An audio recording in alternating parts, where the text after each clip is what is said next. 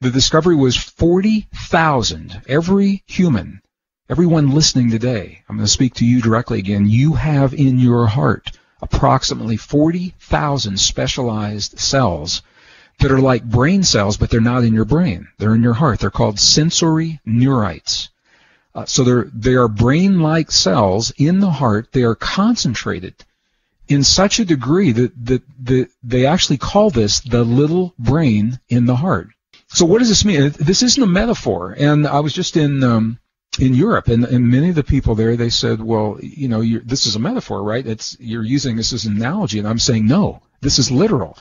These neurites in the heart, the little brain in the heart, they can learn independently from the neurons in our brain. They can think independently from the neurons in our brain.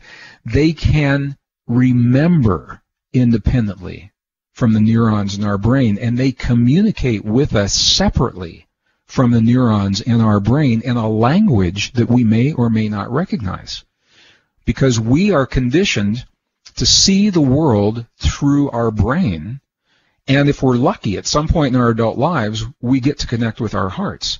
So we have now access to these sensory neurites. We can work with the brain independently of our heart, and I think most of us know how to do that very well. We can work with the heart independently of the brain. Scientists say it's all about the brain, forget about the heart. And I've been around a lot of my friends who say it's all about the heart, forget about the brain. They actually chastise the brain, you know, the left brain is this bad thing. But here's what the science is showing us. Both of those ways of viewing ourselves are incomplete. When we marry the heart and the brain together, when we harmonize the heart and the brain, this is the extended neural network that makes us different from all other forms of life. This is where our deepest empathy, compassion, intuition comes from. And so people say, well, why would you want to do something? You know, what would be the purpose of harmonizing your heart and your brain? But it means more if you know that there's something very, very special about this. So when we are able to harmonize the little brain in the heart with the big brain in the head, we can do that.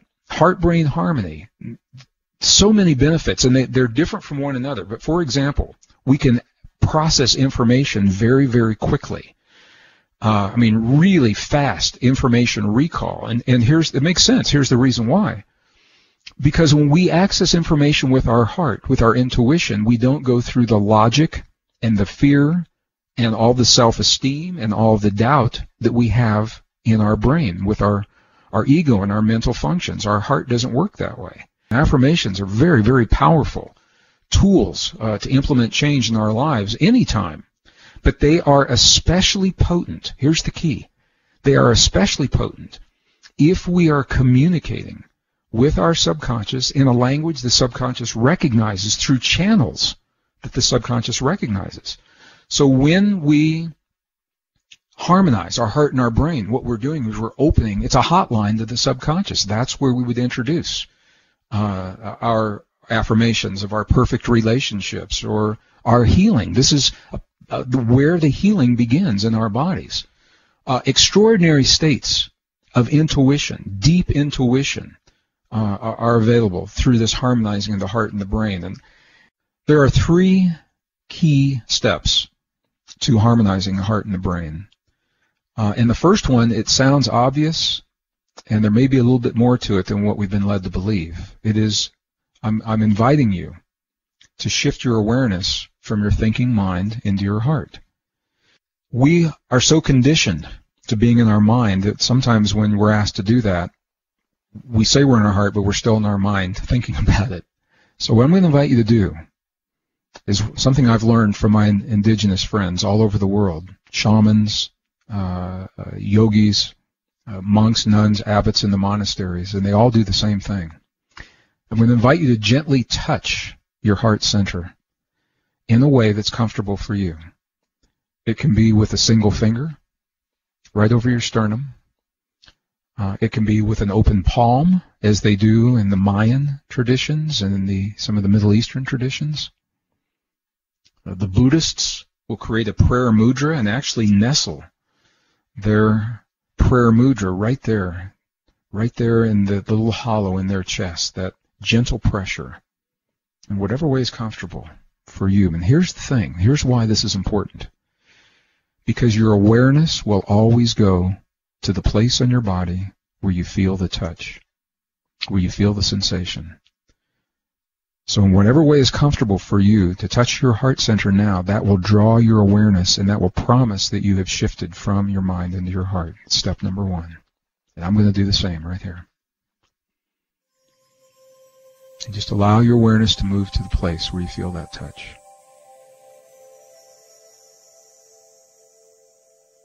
And step number two is I'm going to invite you now, I'm going to invite you to slow your breathing just a little bit, to maybe 5 seconds on the inhale or 5 seconds on the out breath, the exhale, or whatever is comfortable for you.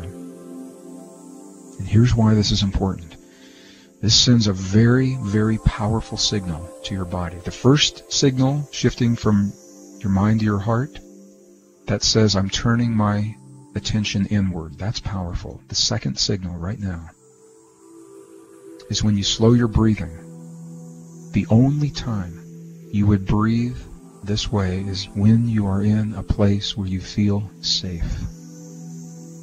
So you're telling your body, right now, I am in a place that's safe. And that frees your body to let go of the stress hormones and the feelings of stress. And when that happens, it awakens the healing chemistry, because your body can only do one or the other.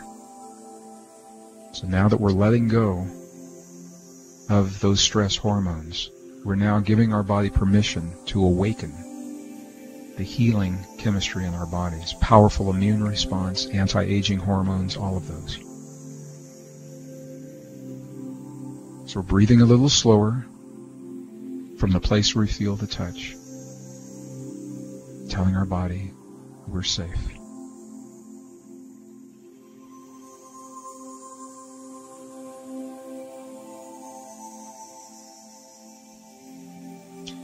All right, the third step, this is very, very key, this is very powerful, very potent, is about feeling. And I'm going to invite you now to create a feeling in your heart where you feel the touch, where you're breathing. To the best of your ability, if you can feel one or some combination of the following 4 feelings. Care for anything or anyone. Appreciation for anything or anyone. Gratitude or compassion. Care, appreciation, gratitude, compassion. And what the researchers have found is that these 4 key words will trigger the experience between our heart and our brain to create that coherence, 0.1 hertz. To the best of your ability, feel those feelings as you breathe from your heart center in the place where you feel the touch. I'm going to give you just a moment to do that. I'm doing the same right here.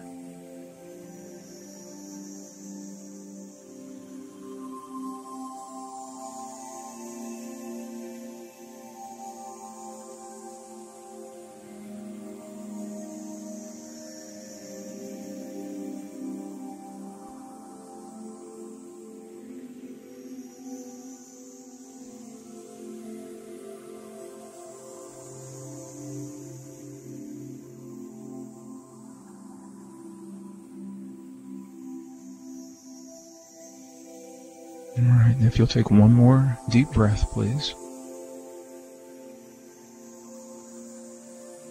And as you release that breath, what I want you to know is this act, this very ancient, very primal act, it is the key to the deepest truth of who you are as an individual, who you are in this world.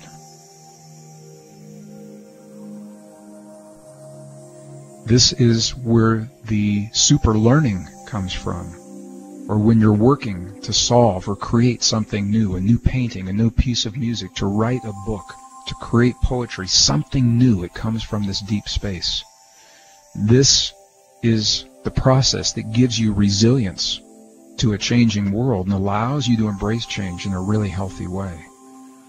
And once again, if you're not into any of those things, it is a trigger for over 1,300 biochemical reactions, from the anti-aging hormones that we didn't even really address in here today, but I do in the new books, to our immune response, cardiovascular health, all of these from this very simple, ancient, primal, and simple, easy act.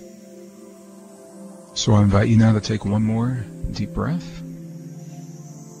I'm doing the same, and release gently.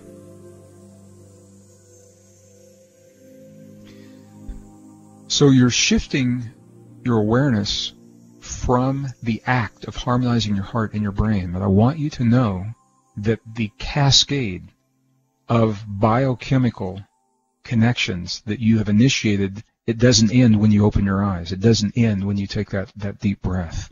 They will continue. And what the laboratory studies have shown, again, is that they will last at least 6 hours.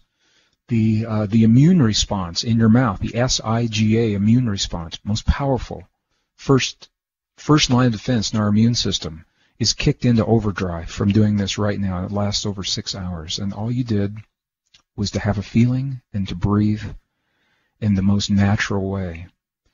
And I've had people say to me, Greg, it can't be that simple. And I say, I believe it is precisely this simple, because we live in a world that is simple until we make it complex.